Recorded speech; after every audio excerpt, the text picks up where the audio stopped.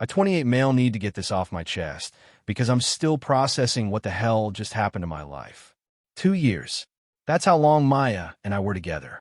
Living together for the last 8 months in a nice 2-bedroom apartment downtown. Split everything 50/50ths. Had a cat named Machi. The whole domestic thing. Then 3 months ago, she sits me down on our couch, the one we picked out together at IKEA, while arguing about whether we needed the extended warranty, and tells me she's not ready for something this serious. I just stared at her. We've been talking about maybe getting engaged next year.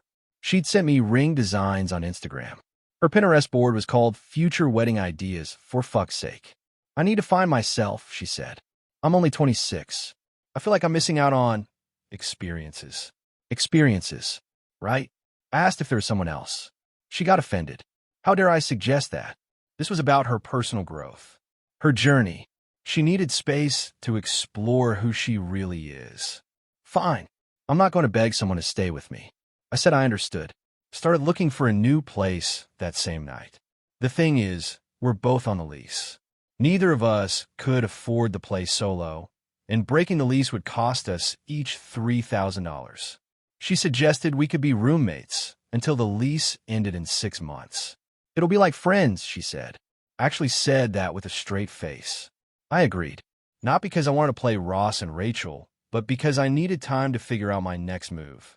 Plus, $3,000 is $3,000. The first few weeks were weird. She'd come home late, dressed up, always vague about where she'd been. Out with friends. Networking event. Yoga class. She doesn't do yoga. Meanwhile, I focused on myself. Hit the gym. Started reading again. Reconnected with buddies I'd neglected. Downloaded dating apps, but didn't really use them. Wasn't ready. Then I met Sophia. It was at a work happy hour.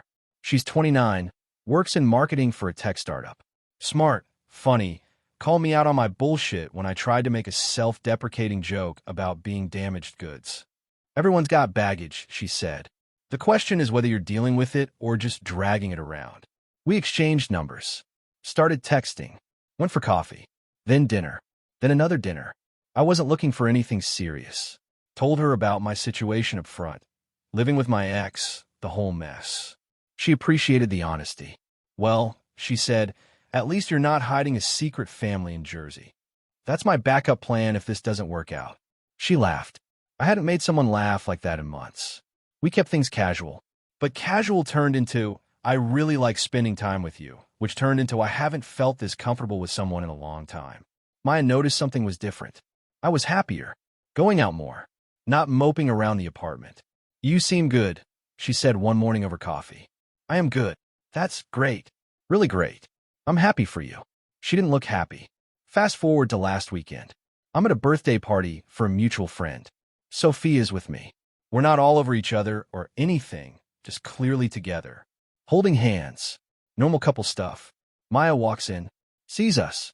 Her face goes through about 17 different emotions in 3 seconds. She comes over all smiles. Introduces herself to Sophia. They chat. Everything's super friendly and mature. I'm thinking maybe we've all evolved past petty drama. I was wrong. Sunday morning, 7 a.m., my phone's blowing up. Maya's calling. I don't answer. I'm asleep. She calls again and again. Finally, I pick up. She's sobbing. Can barely understand her through the tears. How could you do this to me? Do what? You're dating someone. Becca told me you've been seeing her for over a month. Maya, we broke up. You broke up with me. I thought you'd wait. Wait for what? For me to be ready. I told you I needed time. You told me you weren't ready for something serious. So I respected that. I moved on. But it's only been 3 months. What's the appropriate mourning period for a relationship you ended? You're being cruel. I'm being honest. You wanted to explore. Go explore. I'm not stopping you. But I love you. You broke up with me. I needed space. You got it. She hung up. Then texted me a novel about how I'd betrayed her trust, how she thought we had an understanding, how I was just trying to hurt her. I didn't respond. But here's where it gets interesting. Turns out Maya's journey of self-discovery involved discovering herself in my former coworker Dylan's bed. Multiple times. Starting about 2 weeks before she broke up with me. I found out through Instagram.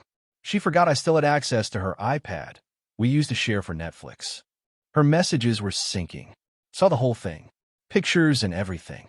The yoga classes, dick appointments, the networking events, dick appointments, the out with friends. You get the pattern. But here's the kicker, Dylan. He's been in a relationship for 3 years. His girlfriend had no idea. So I did what any rational person would do. Nothing.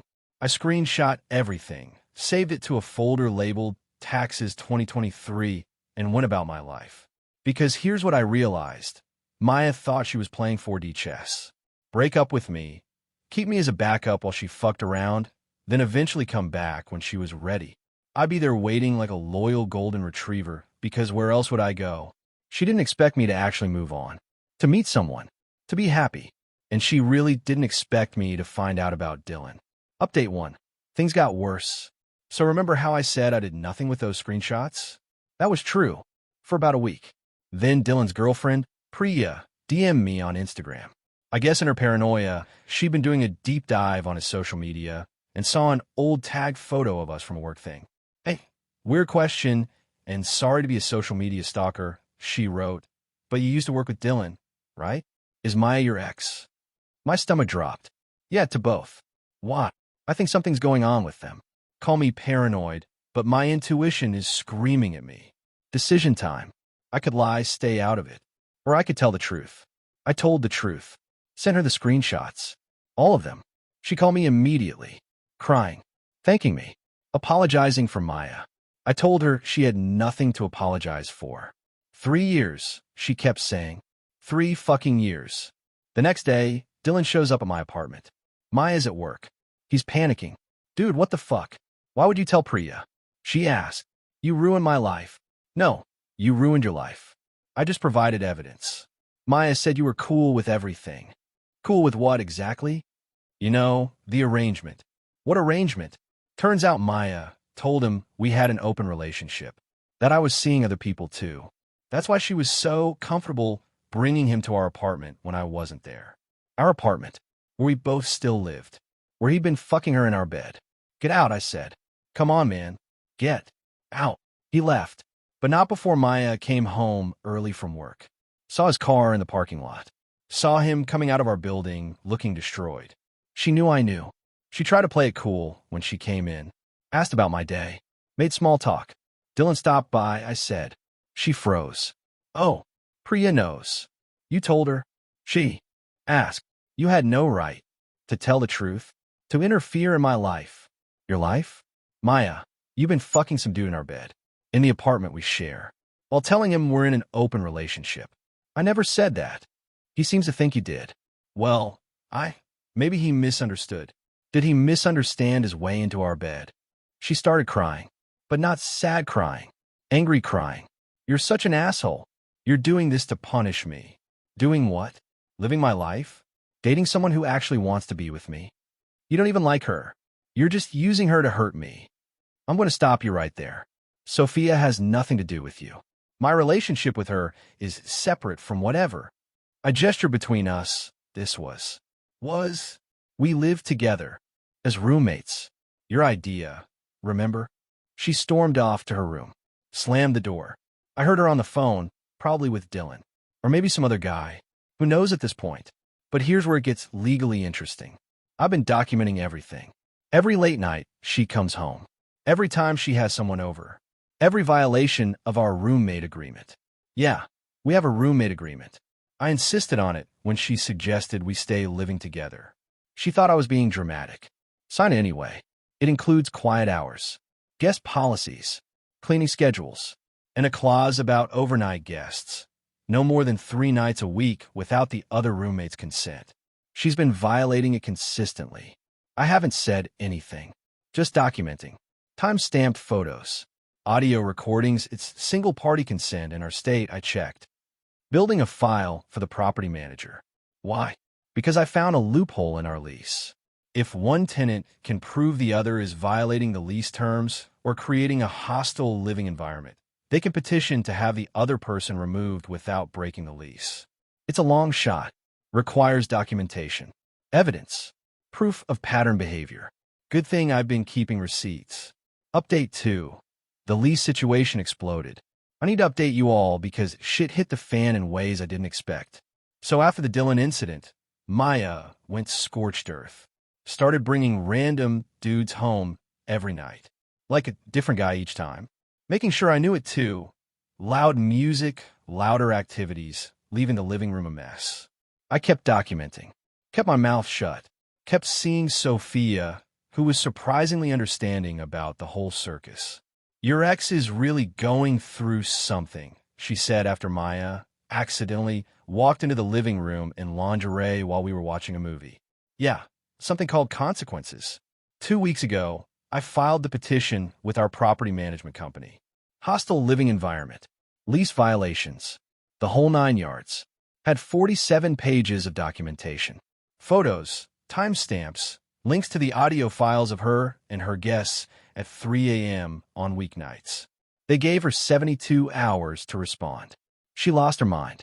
You're trying to make me homeless? I'm trying to live in peace. You can find another place.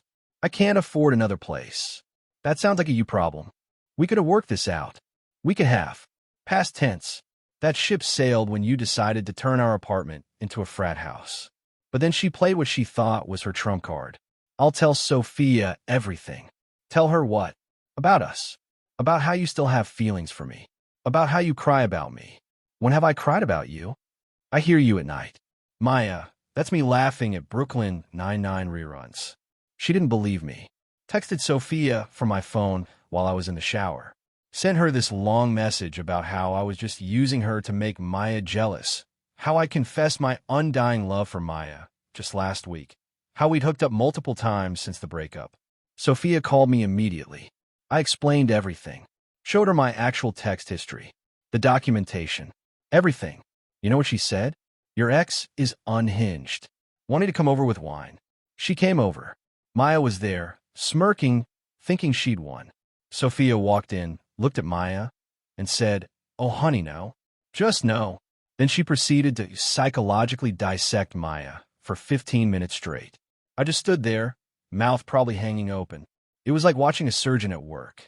You're not upset he moved on, Sophia said, calm as anything. You're upset you lost control. This was never about love or missing him. It's about ego. You thought you could keep him as a backup while you played the field, and now you're throwing a tantrum because he didn't follow your script. Maya, try to interrupt. Sophia held up a hand. I'm not done. You know what your problem is? You think you're the main character in everyone else's story. But here's the truth. In his story, you're just the ex who couldn't handle her choices. And in my story, you're barely a footnote. Maya looked at me, desperate. Are you going to let her talk to me like that? She's not wrong. Maya grabbed her purse and left. Came back an hour later with her brother and his pickup truck. Started moving out that night. But here's the twist. She didn't go quietly. She called our property manager. Told them I was harassing her. That I was the one bringing people over. That I'd threatened her. They investigated. Asked for her evidence. She had none. I had 47 pages. They sided with me, but, and here's where it gets complicated, they also decided they didn't want either of us as tenants anymore. Too much drama. They gave us both 30 days to vacate. No lease-breaking fee, but we forfeit our security deposits. I was furious at first. Then I realized I wanted out anyway. This was my chance to start fresh. Maya, on the other hand, flipped out. Started posting on social media about how I'd made her homeless. How I was an abusive ex. How I'd manipulated the situation. People who knew the real story called her out. She deleted the posts. Made new ones. Deleted those too. Last I heard, she's staying with her parents. Dylan somehow convinced Priya to take him back. And I found a great one-bedroom closer to work. Update 3. The final chapter. It's been a month since I moved into my new place. Thought this drama was over. I was wrong. Last week, after Maya's social media meltdown had died down, I get a text from an unknown number. It's Maya's mom. I saw the things Maya was posting online and the comments from her mutual friends. She wrote, I need to know your side of the story. Can we talk? It's important. I almost ignored it. But curiosity won. I called her. Turns out, Maya's been telling her family a very different version of events. According to her, I cheated first. I was abusive. I got her kicked out of the apartment out of spite. the whole 9 yards. But her mom isn't stupid. She'd seen the public posts and noticed the inconsistencies when Maya couldn't keep her story straight. "I just want to know the truth," her mom said. "She's my daughter, but something doesn't add up." So I told her everything, even offered to send the documentation. "That won't be necessary," she said. This explains a lot. Maya's always had trouble with accountability. Then she dropped a bomb. "Did you know she's been doing this since high school?" Apparently, Maya has a pattern. Date someone, get bored, line up the next guy, create drama to make herself the victim, rinse and repeat. Her mom's been watching it for over a decade. "I hope she'd grown out of it," her mom said. "I'm sorry you got caught in it." I thank her for calling and thought that was that. But yesterday, I get a LinkedIn notification. Maya viewed my profile. Then another notification. She viewed it again and again, 7 times in one day. Then came an email. Subject line, "Can we talk?" I almost deleted it, but I read it. She misses me. She made a mistake. She's been in therapy for 2 weeks. She's changed. She realizes now what we had was special. She wants to meet for coffee, to apologize properly, to see if maybe, possibly, we could try again. Oh, and she mentioned she saw I was still with that girl, but that she respected my choices and just wanted closure. I forwarded the email to Sophia. Her response? The audacity is almost impressive. Almost. I haven't responded to Maya. Don't plan to. There's nothing to say. But this morning, I woke up to 17 missed calls. All from Maya. And a text. "I saw you read my email. The least you could do is respond. I know you're home. Your car is in your parking spot." She knows where I live. She's been driving by my new place. Another text. "I'm not stalking you. I was in the neighborhood." Then, "Can you just tell me if you're happy? I need to know." Then, "I'm sorry. Ignore those texts. I'm just having a hard time." Then, "Actually, no. I deserve a response. We were together for 2 years." Then, "Fine. Be with your rebound. She'll never love you like I did." I blocked her number, but she called from her work phone, left a voicemail about how blocking her was immature and proved I still had feelings. Sophia suggested I get a restraining order. I'm considering it. But the craziest part? Last night, I went for a beer at this place near my old office. And of all the gin joints in all the towns, I run into Dylan, sitting at the bar alone. He apologized for everything. Bought me a beer. We actually talked. Turns out, Maya pulled the same shit with him. Told him Priya was controlling. That their relationship was basically over. That he deserved better. She had me convinced I was in a toxic relationship, he said. Meanwhile, she was the toxic one. He and Priya are in couples counseling. Working through it. Good luck to them, I guess. Not my circus, not my monkeys. He seems genuinely remorseful. For what it's worth, he said, "You dodged a bullet." I know. No, man. You don't. After you exposed everything, other guys started coming forward. She was juggling like 4 of us. Had a whole rotation. Different story for each guy. For guys. While living with me. While telling me she loved me that morning in the kitchen. I went home and looked at old photos of us. Tried to see the red flags I missed. They were there. The way she'd guard her phone. The sudden new interests that would disappear just as quickly. The friends she'd mentioned once and never again. Sophia found me going through them. You okay? Yeah, just processing. It's okay to mourn the relationship you thought you had. I don't think I'm mourning. I think I'm just amazed. How'd I not see it? Because you're not a manipulative person. You don't think like that. It's not a weakness. It's actually pretty nice. She's right. I'd rather be someone who trusts too much than someone who can't trust at all. This morning, I got one final email from Maya. Different email address. Subject: the truth. In it, she admitted to everything. The cheating, the lies, the manipulation. But she framed it as her being afraid of vulnerability and self-sabotaging because she loved me too much. She ended with, "I know you'll never forgive me, but I need you to know that what we had was real." At least for me. I didn't respond, but I did forward it to her mom, who had asked me to let her know if Maya reached out again. Her mom's response was short. "We're getting her help. I'm so sorry." So that's where things stand.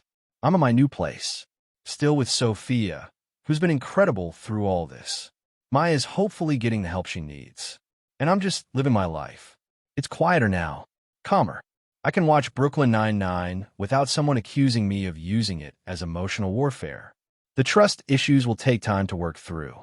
The paranoia every time Sophia's phone buzzes. The reflex to check her story against reality. But I'm working on it. We both are. Because here's what I learned. When someone tells you they're not ready for something serious, believe them, even if they don't believe it themselves. And when someone shows you who they really are, believe that too. The first time, not the 17th. Edit. Since some of you asked, yes, Machi the cat is with me. Maya tried to claim she bought all his stuff, but I had the receipts. Literally. He's currently sleeping on my keyboard as I type this.